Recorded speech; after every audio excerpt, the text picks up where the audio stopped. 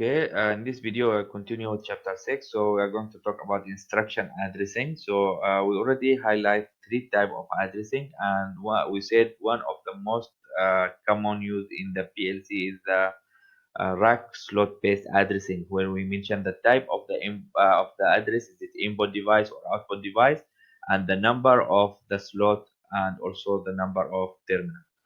So as we can see here, the input device here, we have one input device which is switch, so it's represent discrete input device.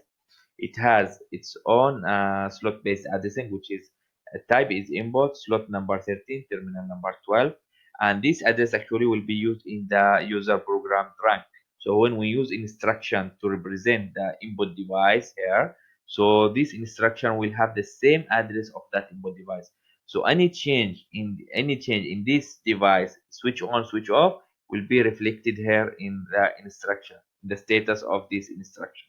So as you can see here, this instruction actually will be represented in the input image table, and in the input image table here we have the bit number 12. So if you count from 0 until 12, this represents the status of this input device. The same for in the output image table here, the bit number 6, which is the here we have output slot number 4, terminal number 6. So the status of the bit number 6 here represents the status of the output device.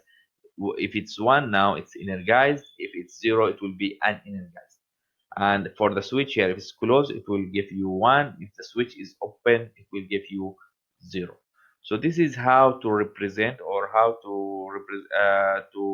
use the address for instructions, and how it will be reflected in the input image table and in the output image table. So as you can see here in this example, we have two instruction, one for the input and one for the output. We drag the table and drop the table address, I mean the instruction address here from this list of instructions. Then we download to PLC. Now we run the PLC, so it will show the status of the device when the status of the device now change from inactive to active, or from false to true. Now the status of the input device or the input instruction is true. The status of the output instruction also is true. We can see here this one. When we bought also for the output is also 1 now. It's also represented, the status of this output is energized. So the output bit number 6, it's 1. So as we can see here, this is the number of slots. So start from 0, 1, 2, 3, 4. So we have slot number 4 because we have the addresses number 4. So slot number 4, terminal number 6 here. So it's the status of the bit is 1. Same is for in the case of the input here. Since the input switch, which is here 13, is closed, so this instruction became true. Okay, and the status in the input table will be equal to 1, as we see. Okay, usually the Allen Bradley logics here, which is a type of controller, which is logix 5000 controller, usually use the tag based addressing like we mentioned before. And in the tag based, we said we use some names or alias to represent each device. So for example, here we have motor overload, so this represents the instruction for the motor overload. Another instruction represents the motor stop. Another instruction, motor stop 2, motor start 2, motor, and motor output here, or motor relay. So all these addressing actually, or all these tags we use, or the programmer, the one who developed the program, will use this label or this tag in order to identify the different instruction in the PLC or in the ladder logic. While the address on with blue color here, the address with the blue color, this automatically generated when they install the PLC for the first time. So each instruction will take its own address here. Local device data 0, local 11 data 1, local 11 data 2, and so on. So this actually auto configured or auto generated address, while the top one, which is the label or tag, can, will be added by the programmer. And we can see here the status of the logic continuity. When it's green, that means it's true. When it's inactive here, that means it's false. So no continuity. If there is no green on both sides of the instruction, or no highlighted color, that means this instruction is false, is not true. The assignment of the input-output address here can be included also in the input-output connection diagram or schematic diagram here. And this is the address for the input represented by using rectangular, and the address for the output represented by using diamond.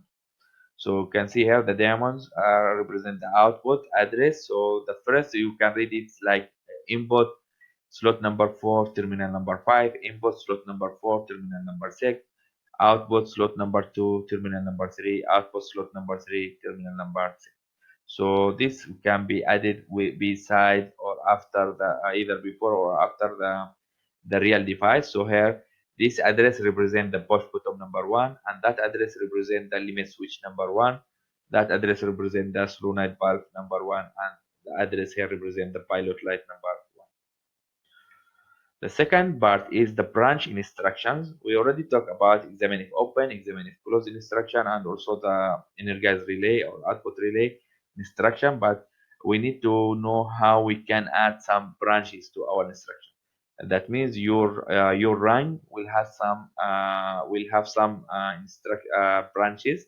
So the branch, that means you are going to increase the conditions in order to energize the output. So in the if you have this rank only, so the output relay here will be energized if A is energized. That means if A is true, this become energized. If A is false, this become de-energized. Okay, so the A here only control the output relay here. But if you add instruction here, that means you are going to add one condition in parallel with the original condition here. So when you add a condition here, it will be like option for OR. So I mean, if A or B are true, then C will be energized. Okay. So if A is true, C energized. If B is true, C will be energized also. Same. Okay. If both are not true, so C will be de-energized. So how we can add this instruction by using the Logix Pro the simulator. So you can see here, this is the simulator. We just have to see the instruction, and this one is for adding instruction branch. So then we add our instructions as usual. So we have another instruction also. We add the address for or we add the instruction for the output. So we have two input now and one output. Then we add the address for the first input, which is input 10, input 11, and the output will be output 00. I mean output 20. 2 is the number of slot, which is 2 here, so it's 2. So, 0 is the number of the terminal, which is 0. I1 is the number of slots, so we have I1, and 0001 as the number of or the address for the terminals. Okay, so this is now this system actually, or this program will run if we switch on the we download to the memory, then we run it. When you run, you start to, in the beginning, the output is de-energized, but if one of the input is energized, the output will be energized. So the input B is true, output is energized. The input A is true, the output will be energized. If both are true, also the output will be energized. If both are false, mean A and B are false, so C will be also de-energized. Parallel branches also can be used to allow more than a combination of input conditions. So you may have more than one input. Uh, in order to energize the output, you should have list of input here. For example, you have two switch, one sensor, and so on. So each input device will be represented by one instruction. If it is in series, that means it's AND gate. If it's in parallel, that means it's OR gate. Okay, so the condition or the logic condition here in series, that means, for example, if we said this will be energized only if A and not B are true, or if C is true. Okay, so there are two conditions in order to energize D. The first condition is A and not B true, or if C is true. So this is how we can benefit from using branches. So also branches can be as the branches can be used with the input, also branches can be used with the output. So we may have branches for the output. Instead of energizing one output device or one pilot light or one motor, we may control multiple device of the multiple output device or multiple actuators. So this is in the case for the input here, how to simulate it. So you have A and not B. A and not B, that means you can see here the status of A is not the same as the status of B. And not B means the B is open here and it is true. Examine if open, yes, it is open, so it is true. Examine if close, no, it's not closed, it's open, so it's false. Okay, so again, you can see here.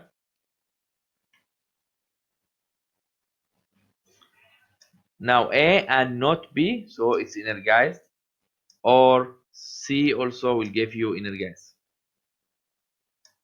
Now C give you inner gas for the output.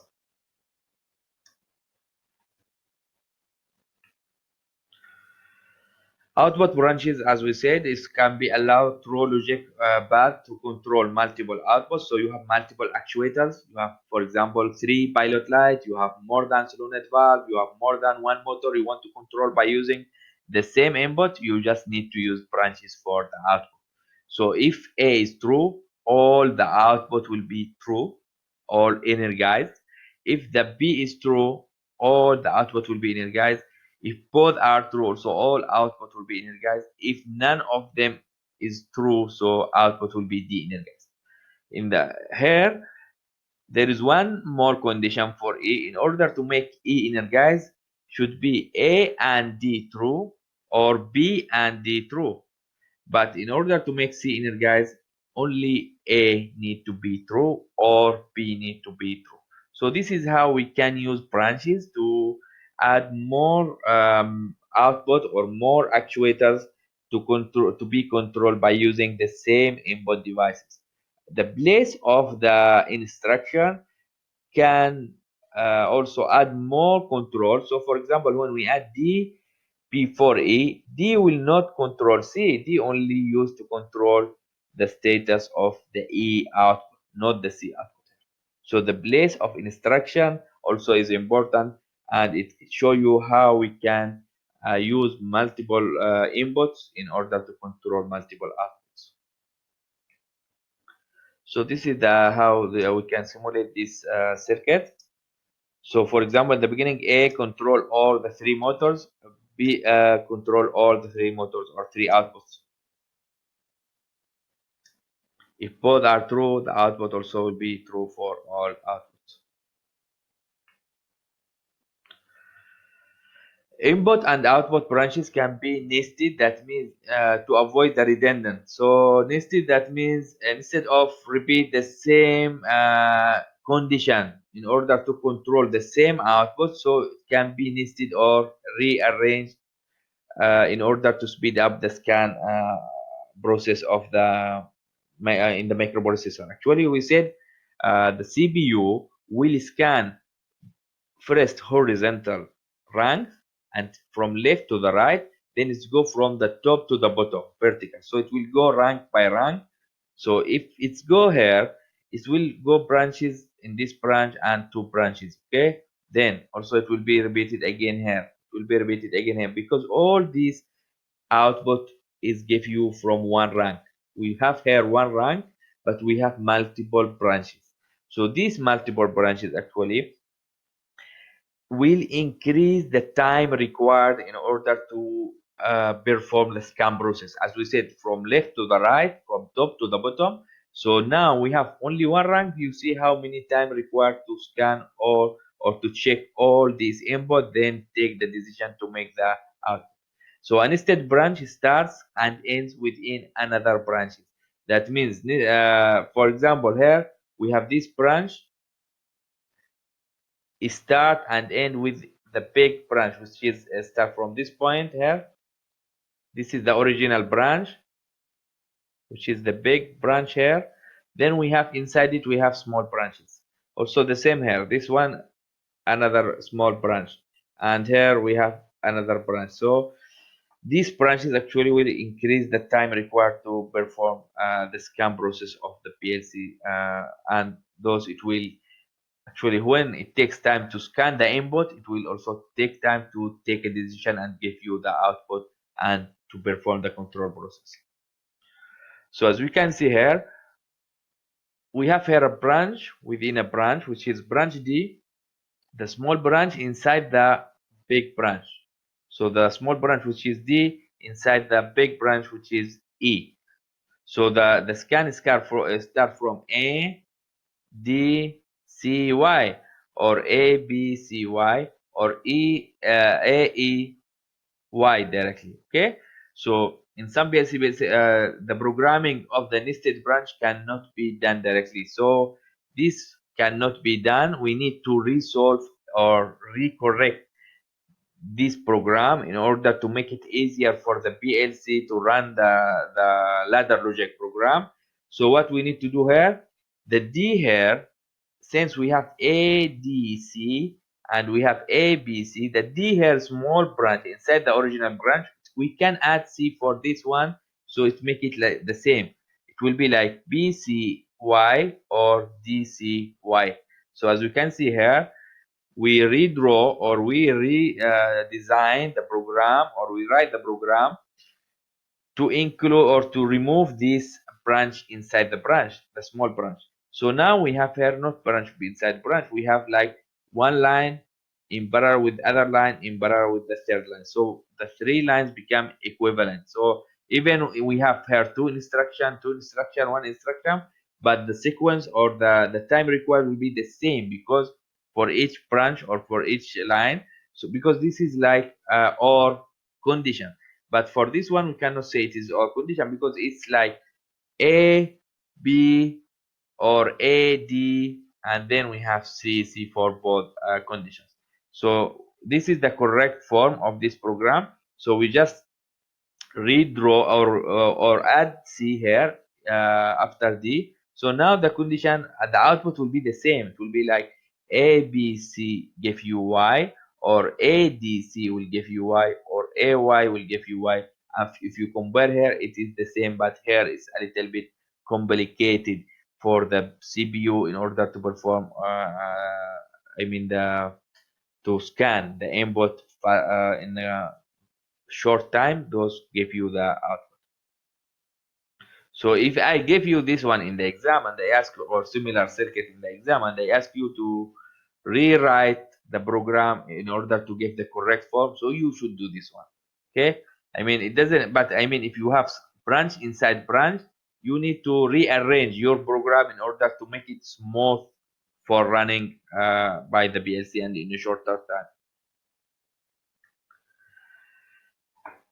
Sometimes the PLC has limitation in terms of the number of instructions in the horizontal line or in the row. For example, here this PLC here has limitation in terms of the instructions. Here, 10 instruction length. I mean horizontal, and 7 parallel lines. The same. We are talking here not about the whole PLC program. This only represent one rank. One rank, that means you have only output here, one output. All these instruction represent inputs. That means all these instruction represent data come from input device like sensor or switch, not output device. Okay. So some PLC they have limitations. So in terms of the number of instructions that can be connected in series or in parallel, vertically or horizontally. So for example, this it has 10 contacts in series and 7 contacts in parallel. Okay, in order to be used in the same run. So in this case, since you have such instruction, and for example you have more than the specified number of instruction and you want to add more instruction, in this case you need to have some internal relay or internal contacts from the internal PLC. That means you are not going to add any hardware or any other device, but you just need to use some internal relay, and this internal relay will contact the same task as the or extend your connections to overcome the issue of limitation of the number of instructions there. So the other thing also, we have the PLC here. Some PLC are not allowed for vertical contact. So vertical contacts here, that means you place the, you can see here the contact or the instruction C is placed vertically. So it's not horizontal. So we said the PLC usually scan the instruction horizontal, then go vertical. So when you have such instruction are not allowed to be used. So you need to reprogram your ladder logic or ladder program or in a different way in order to satisfy the same condition and to avoid using the vertical instructions. Okay, so you can see this program, the equivalent for this program is here. This is the same. This is the same program like that one, but here we redesign it or we reprogram it in order to eliminate the vertical instruction here, which is C. As you can see here, the C here will be, we have the condition in order to energize Y, for example, should be like A and D. So this is one line, A and D, it's okay. Y will be energized. Then we have A, C, E, it will energize Y. So we have A, C, E also will energize. Then we have B, C, D. So we have B, C, D also will energize Y. Or you have also B, E. And B, E and AD are normal, no problem with them. AD and B normal, so stay the same, AD and BE. But our problem will be with the vertical instruction, which is C. So we need to replace it or rearrange or reprogram the ladder logic program here to make it more smooth or more suitable to be run to satisfy the same condition. So when you write the Boolean equation for this system, actually A, D means A and D. When you have OR, you need to use plus. If you have and, you need to just use multiplication. So A times D, or B times C times D, or B times E, or ACE. Okay, so this is how to represent the different gates or the different condition or logic design gate in order to write your Boolean equation. If you write it like this one, so it's easy for you to redraw it. You write this equation from this figure or from this program, then you would redesign it or reprogram it using the different way, but to satisfy the same Boolean equation. The process examines here the ladder logic run for long continuity from left to the right. This is related to the problem of long time to, you can see here, go from left to the right, then again from right to the left, then up, then left to the right, and so on. So it's not straight away, it's not a straight away program. So this program actually will cause a delay for your program to when it's run, because we said the CPU usually run from left to the right, top to the bottom. So don't make it like a lot of rounds, go left, go right, go left, up, go down, and so on. So this will make the program to take longer time.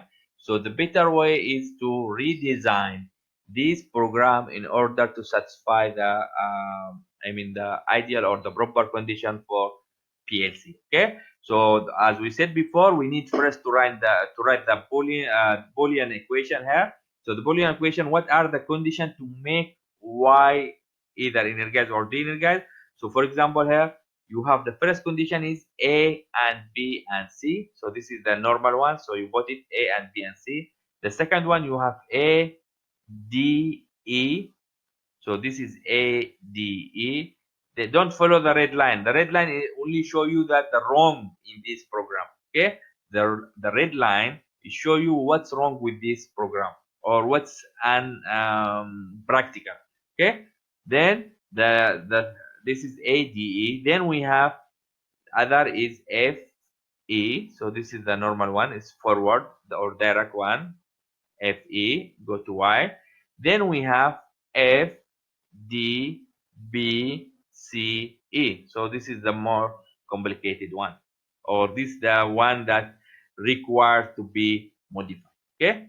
So after we write this Boolean equation, we need to redesign or reprogram our ladder program here. So it's become to satisfy the same condition. ABC means you have A and B and C in series, plus that means you have one branch, and you have ADE in series, plus that means you have another branch. So you have F and E in series, plus that means you have another branch. We have FDBC in series.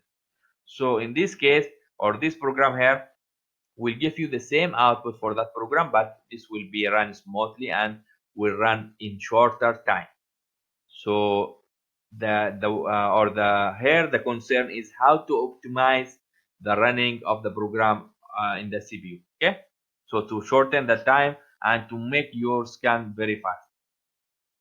When you scan the program very fast, that means you will get output very fast. That means you are perform the control process very fast, not just take 1 minute in order to make one decision. Okay,